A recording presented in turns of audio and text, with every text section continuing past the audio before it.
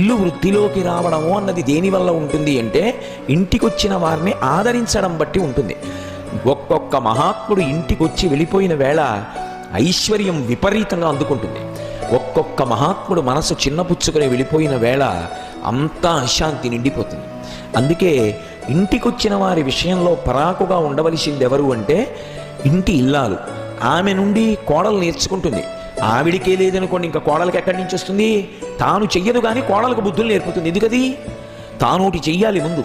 తాను అనుష్ఠానం చేసి తాను 10 మందికి పెట్టి తాను కష్టపడి తాను భర్తకి బాసటగా నిలబడి కుటుంబ కీర్తికి తాను కారణమైతే కోడలకు అలవాటు అవుతుంది. కొత్తగా ఏం చెప్పక్కర్లేదు.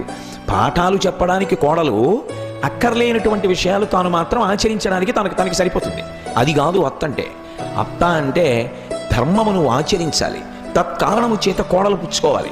ఆ కోడలు ఒకనాడత్త అవుతుంది. అప్పుడు